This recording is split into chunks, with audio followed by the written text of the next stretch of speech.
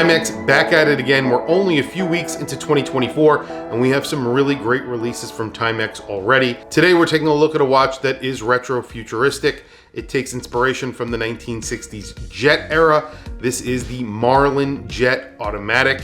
It gets a brand new case for the Marlin.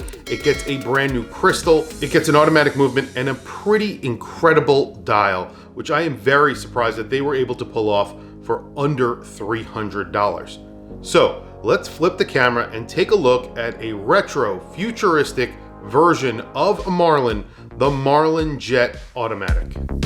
The first thing I did when I got this watch in the mail was really just sit down and take a very close look at all of the little details on this watch. For the price on this watch, this has incredible attention to detail. The first thing you're going to notice when you open up the box and you look at this watch, that Hesselite crystal. It's really high off of the case. Now the case is around 13 millimeters thick. 13.2 millimeters thick. That's including that crystal. With the Perlon strap, because you have a Perlon NATO strap on here, it's just under 15 millimeters thick. But that crystal really does do a lot for this watch. It makes it look like a retro futuristic watch. You're getting a different case for the Marlin. So they said that this is an updated case for the Marlin, something a little bit different from the traditional Marlin. But you also get a bezel under that Hesselite crystal. Now, I wouldn't call it a bezel, but I believe they are calling it a bezel. It looks like a chapter ring that is sort of outside of the dial maybe, but not really. I really don't know how to explain it. It has concentric circles that go all the way around. It says Marlin down below the 6 o'clock position. So that's visible to you when you look at it on its side. When you're looking at it top down, you cannot see it, which looks really good. I have to tell you, this is a really cool idea what they've done here, and I think it works really well. In tandem with that, you have a bowl-shaped dial. It is concaved, so it's a curved dial, and that minute track is literally curved up, and you have indices that sort of sit within that curve.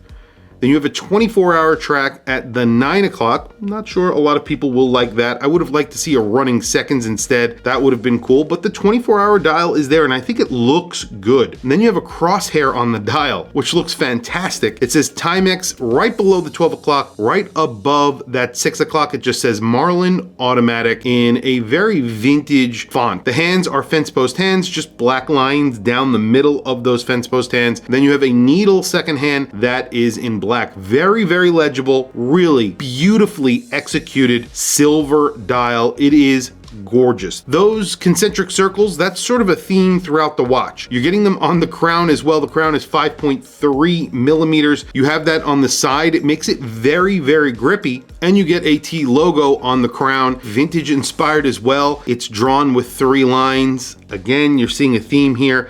When you flip over the watch, of course, you're getting that Perlon strap. Perlon strap is really nice, actually, very comfortable. It has a little leather tip here. I'm not sure if it's actual leather. It feels like actual leather, and it's just a little nice touch. It won't fray on the edge, which I really like. Looking at the case back gets that same treatment. You get those concentric lines that go down the side of the case back. It kind of reminds me of the Giorgio Galli a little bit. They really went all out on the design of this. They really thought it through really well. You have a display case back. You get to see the movement in the back. It's actually decorated a little bit. It is a 8 series Miyota, but it does hack. It does hand wind.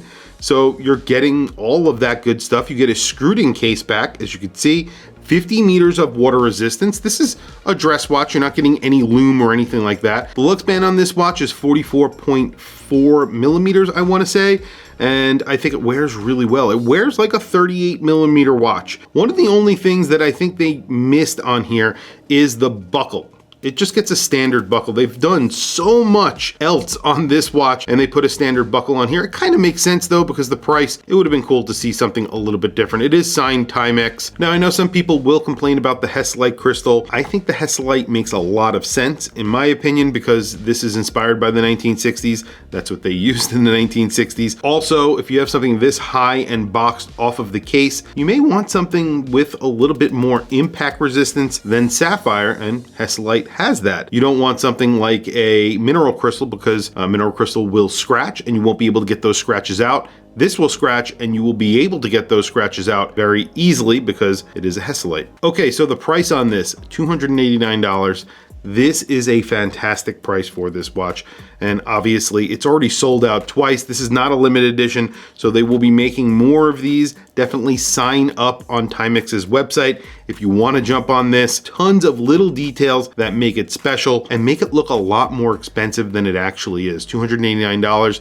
This does not look like a sub $300 watch in my opinion. On my wrist today, I have another Timex. This is the Tiburon, I believe that's what it's called. And this is another watch that they really got all of the details right on.